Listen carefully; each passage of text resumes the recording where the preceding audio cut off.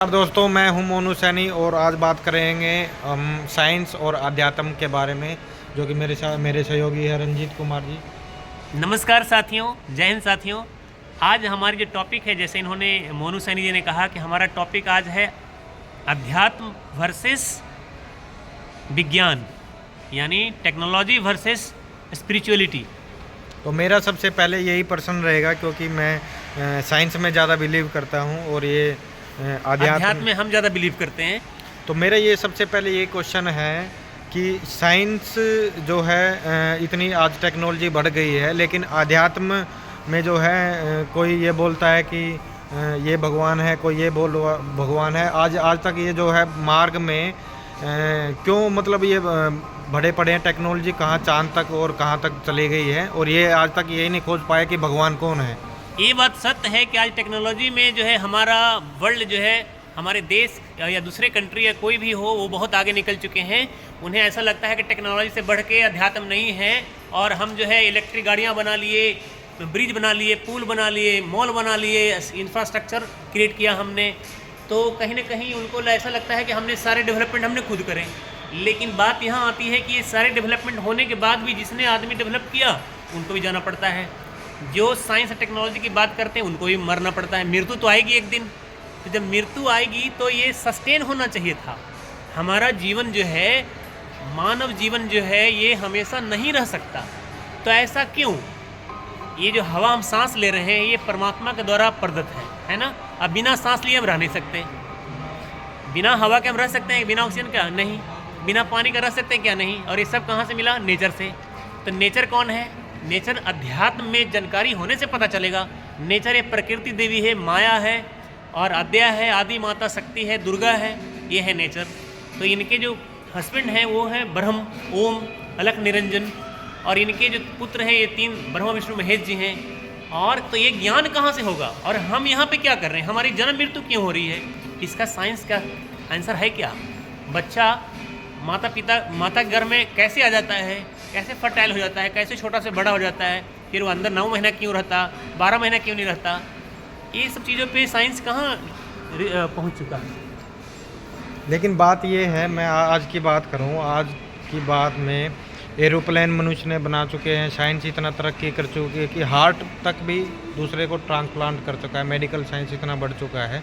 तो ये 4 युग हो गए, सतयुग, त्रेता, द्वापर, कलयुग, आज कलयुग चल रहा है। तो ये तीनों युग में तो न तो कंप्यूटर बना चुके, ये मानव ने कंप्यूटर 20 साल पहले बनाए हैं, 30 साल पहले बनाए हैं, 40 साल पहले बनाए हैं, बराबर है। तो ये पहले क्यों नहीं था? पहले तो एक गाड़ी भी नहीं सही से बना सके। यही मैं क्वेश्चन कर रहा हूँ कि सतयुग और त्रेता और द्वापर, आप ये 3 युग बोल रहे हैं कि पहले बीत चुके हैं। हाँ जी, आप अध्यात्म के अकॉर्डिंग जानकार हैं, तो हाँ। आप बीत चुके, और लास्ट में अब ये कलयुग चल रहा है जी। तो जब 3 युग बीत चुके हैं तो 3 युग में ये क्यों नहीं बन पाए, और आज ये कलयुग में क्यों बन पाए? ऐसा इसलिए है कि सतयुग, त्रेता, द्वापर, सतयुग जो होता है 17 लाख साल का होता है, त्रेता 12 लाख साल का होता है, द्वापर 8,64,000 साल का होता है, और कलयुग 4,32,000 साल का होता है। काल भगवान यहाँ का मालिक है। किस ब्रह्मांड का मालिक? काल भगवान है, अलख निरंजन है, जिनको ओम कहते हैं। तो उनका और परमात्मा सतपुरुष, अलग पुरुष, अनामी पुरुष, जिनसे डिस्कशन हुआ है कि ये 3 युग तक हमको नहीं ले जाना। आत्मा 3 युग तक, सतयुग, त्रेता, द्वापर में मानव रह के भी परमात्मा की ओर नहीं जा सकती है ना। तो केवल कलयुग में नामधारा है, वो सच्चा गुरु ढूंढ के उनकी सद्भक्ति प्राप्त करके परमात्मा पाया जा सकता है। तो हमें ये पता ही नहीं परमात्मा कौन है। अब परमात्मा मिलेगा तो फ़ायदा क्या है? तो इस वजह से हम यही जन्म मरण के चक्र में काल भगवान के गांव में ही रह जाते हैं, और हमें लगता है कि ये मेरा टेक्नोलॉजी है, इसी को मैंने बनाया है, यही सबसे बड़ा है। लेकिन आजकल जो जनरेशन है, न्यू जनरेशन है, वो साइंस पे कितना बिलीव करता है, तो वो अध्यात्म में क्यों जाए? मतलब क्या ऐसा स्पेशल है कि अध्यात्म में उसको जाना चाहिए? अध्यात्म में जाने की ज़रूरत इसलिए है क्योंकि हम मानव रूप में health wise, money wise, career wise सब बना लेते हैं, बट लास्ट में फाइनली मरना ही होता है। हम कितना भी बड़ा धरती के मालिक हो जाएं, कितने भी बड़ी राजा हो जाएं, फिर भी हमको मौत आनी ही आनी है। तो इस मौत से, जन्म और मरण से कौन छुड़ा सकता है? और हमारी आत्मा मरती नहीं। तो जब हमारी आत्मा नहीं मरती, इसका मतलब है कि कहीं ना कहीं कोई ऐसा गांव है जहां लोग अमर रहते हैं, आत्माएं भी अमर शरीर में रहते हैं। वो गांव सतलोक है, 16 शंख कोस दूर है ऊपर में, आसमान में, जहाँ पे यानी 48 शंख किलोमीटर कह सकते हैं। शंख पदम जो होते हैं ना, वो वाले में तो उतना दूर जाने के लिए हमको पहले गुरु चाहिए। तो सच्चा गुरु आज धरती पे अवेलेबल है, जो 1912 से उनका ज्ञान प्रचलित है। 1988 में उनको नामदान मिला, स्वामी राम देवानंद जी महाराज से नाम दीक्षा मिला। उस गुरु जी का नाम है तत्वदर्शी संत रामपाल जी महाराज, जिनको 94 से बांटने का मौका मिला सतनाम। और आगे सार शब्द 1997 में परमात्मा कबीर साहेब, जो सबका मालिक है, सबका मालिक एक ही है, वो आके सार नम दिए। सार शब्द सर जीवन बूटी घिस घिस अंग लगावे, कहे कबीर तेरा सत्कर्मानो जन्म कर्म मिट जावे। तो हमारे जन्म और कर्म तब मिटेंगे जब वो सार शब्द मिल जाएंगे। और सार शब्द कब मिलेंगे? जब तत्वदर्शी संत मिलेंगे। तत्वदर्शी संत आज पृथ्वी पे 7 दीप 9 खंड में गुरु से बड़ा न कोई, करता करे न कर सके गुरु करे ते सो होई। तो ये 7 दीप 9 खंड में आज वो संत रामपाल जी महाराज हैं, जिनसे हम सबको दीक्षा लेनी चाहिए, उनका ज्ञान समझना चाहिए। सबसे पहले तो हमें लगता है कि हमारी बहुत ज्ञानी है, तो पहले उनका ज्ञान ही समझ लेना चाहिए। अगर उनका ज्ञान गलत है तो नहीं आइए, ज्ञान सच लगे तब उनसे दीक्षा लेके सद्भक्ति प्राप्त करिए। अब ज्ञान में भी मैं आपसे प्रश्न करना चाहता हूँ रंजीत जी। कोई गुरु बोलता है कि शिव जी बड़े हैं, कोई गुरु बोलता है कि विष्णु जी के कमल से उनकी उत्पत्ति हुई है। जी जी। तो ये मतलब ऐसा क्यों कि कोई बोल रहा है ये भगवान, तो हर जगह तो एक ही है ना, वो ऐसा क्यों होना है? और वो हमारे अंदर है तो हम बाहर क्यों खोजे? ऐसा क्या है? ऐसा इसलिए है क्योंकि हमको हमारे ऋषि मुनि सदग्रंथ जो भी मैंने सच सही तरीके से नहीं पढ़ पाए, उनको पढ़े तो जानकारी भी नहीं हुए। तभी तो कहते हैं, कबीर साहब कहते हैं, वेद मेरा भेद है, मैं वेदन से नहीं, जिन वेद से मैं मिलूँ वेद जानते नहीं। तो जिस वेद से वो कबीर साहब मिलेंगे वो वेद जानते ही नहीं है। तो वेद पढ़ने के बाद भी पता नहीं चलेगा परमात्मा कौन है, गीता पढ़ने के बाद भी पता नहीं चलेगा परमात्मा कौन है। उस गीता और वेद के रहस्य को खोलने वाला जो तत्वदर्शी संत की जरूरत है।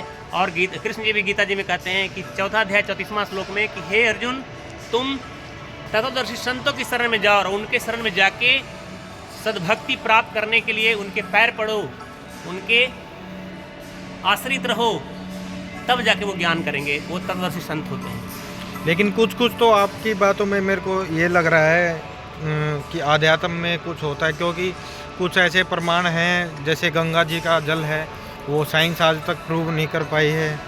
और जो है ब्लड है उसको क्रिएट नहीं कर सकता है, किसी पौधे को वो जीवित नहीं कर सकता, उसमें जान नहीं डल सकता है। इस तरह के कुछ आइटम है। लेकिन मैं गंगा माता की सच्चाई बताता हूँ कि गंगा माता को जब भगीरथ जी ने, उनके 4 पीढ़ियों ने पूजा करा, अर्चना करा कि हे परमात्मा, हे गंगा मैया नीचे आइए, तो गंगा माता परमात्मा से सतलोक में ही गंगा बहती है। तो सतलोक में जो गंगा है, उन परमात्मा से अनुरोध की कि हे परमात्मा मुझे नीचे न भेजो, नीचे के लोग मेरे में गंदगी करेंगे, गंदे नाले बहाएंगे। और तो परमात्मा बोले, बेटी अगर कोई सच्चा संत जो होगा, मेरी भक्ति करता होगा, वो स्नान करेगा तो फिर से वही शुद्ध हो जाएगी। इसलिए तू जा बेटी नीचे लोगों का कल्याण कर। लेकिन कल्याण गंगा जी में स्नान करने से नहीं होगा, तत्वदर्शी संत ढूंढ कर उनके सद्भक्ति प्राप्त करके मर्यादा में रह के भक्ति करनी होगी, तब जो है वो सर्वशक्तिमान परमात्मा मिलेगा। बिना संत के नहीं मिलेगा। सतगुरु मिले तो इच्छा मिटे, पद मिले पदे समाना, अचल आत्मा उस लोक पठाऊं जहाँ आदि राम स्थाना। लेकिन आपके द्वारा जैसे जो बोल रहे हो कि शिवलोक से यहाँ है, शिवलोक तो बहुत दूर है पृथ्वी लोक से, तो यहाँ कैसे, उसके लिए कोई टनल बनाया है क्या?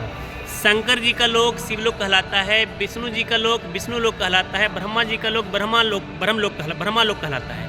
इनसे ऊपर जो है माता दुर्गा का लोक है, जो दुर्गा लोक कहलाता है। उनसे ऊपर ब्रह्म का लोक है। ब्रह्म और ब्रह्मा जी में अंतर है। ब्रह्म जो है वो काल निरंजन है, अलख निरंजन है, जो 21 ब्रह्मांड का स्वामी है। तो ये तीनों देवताओं से ऊपर है। त्रिलोकीनाथ ब्रह्मा विष्णु महेश जी को कहे जाते हैं। एक तमोगुणी है शंकर जी, सत्वगुणी है विष्णु जी, रजोगुणी है ब्रह्मा जी। ब्रह्मा जी का काम है मैंने आगे पॉपुलेशन बढ़ाना या ग्रोथ करना। विष्णु जी का काम है उनका पालन करना, और शंकर जी का काम है मैंने नष्ट कर देना, संहार करता कहे जाते हैं ये। तो ये आपको प्रमाण मिलेगा कि ब्रह्मा विष्णु महेश से ऊपर जो है माता दुर्गा है। ये कहाँ, चूँकि माता दुर्गा के बारे में बताते हैं विष्णु जी भगवती पुराण में कि हे माते दुर्गे, तुम सनातनी देवी हो। हम तीनों भाइयों का तो आविर्भाव होता है, तिरोभाव होता है, मतलब जन्म होता है, मृत्यु होता है। इसी चीज़ को कबीर साहब ने भी कहा कि जब मरे विष्णु मुरारी तक कहाँ रहेंगे विष्णु पुजारी। तो विष्णु की जब मृत्यु होती विष्णु जी भगवान जी के, तो इनके पुजारी कहाँ रहेंगे। तो ये क्लियर कर रहे हैं, और ये भी क्लियर कर रहे हैं कबीर साहब की रामकृष्ण अवतार है, इनका नहीं संसार।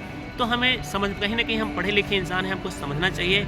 और तत्वदर्शी संत जो आज आए हुए धरती पे सतगुरु मिले तो इच्छा मिटे, पद मिले पद समाना। 7 दीप 9 खंड में गुरु से बड़ा न कोई, करता करे न कर सके, गुरु करे से होय। तो गुरु संत रामपाल जी महाराज है, उनका ज्ञान ऐसा सच्चा है जो वेद से, गीता से, कुरान से, बाइबल से, गुरु ग्रंथ साहिब से मैच करता है। असली मक्खन जो इन किताबों में, सदग्रंथों में है, जिसको गीता जी 16 अध्याय 24वां श्लोक में कहते हैं कि हे अर्जुन, कौन सा कर्तव्य करना है, कौन सा कर्तव्य नहीं करना है, ये सदग्रंथ प्रमाणित करेगा। तो आज हम पढ़े लिखे इंसान हैं, हम खोल के देख सकते हैं हमारा सदग्रंथ क्या कहता है। तो इन गुरुजी से मतलब जुड़ने के लिए क्या करना होगा कुछ? संत रामपाल जी महाराज से जुड़ने के लिए उनके वीडियो जो है, सबसे पहले तो यूट्यूब में जाइए, उनका वीडियो खोलिए, उसमें नीचे पट्टी चलती रहती है, पीली पट्टी, उसमें नंबर लिखा रहता है, उस नंबर से भी कांटेक्ट कर सकते हैं। और आपके पास कोई ज्ञान गंगा किताब लेकर आएगा, जीने की राह किताब लेकर आएगा। नहीं, ये ऑर्डर कैसे होगी? क्या ऑर्डर कोई नंबर? आप फेसबुक से, व्हाट्सअप से, आप जैसे नंबर देखें वहाँ से नंबर पे ऑर्डर कर दीजिए, आपके पास फ्री ऑफ कॉस्ट पहुँच जाएगा। अमेजोन पे खरीदेंगे तो 100 रुपये लगेगा, और डिलीवरी वाला पैसे डिलीवरी वाला 1 रुपया नहीं मांगेगा, आपसे घर तक पहुँचा के जाएगा। ये तो सही है, तो और फ्री उसी में में तो पढ़ के फिर नंबर दिया हुआ है, आप वहाँ से जुड़ सकते हैं और संत रामपाल जी की शरण प्राप्त कर सकते हैं। और फिर वो जो भक्ति है ना, जिसको ओम तत्सत बोलते हैं, उसके पहले जो है हमारे कमल होते हैं, गणेश कमल है, ब्रह्मा जी का कमल है, विष्णु जी का कमल है, दुर्गा जी का कमल है, शंकर जी और उमा का कमल है। ये सब कमलों से होते हुए परमात्मा के डिटेल में और दूसरी वीडियो में बात करेंगे। ये व्लॉग काफ़ी लंबा हो चुका है। सत साहिब जी, नमस्कार, राम।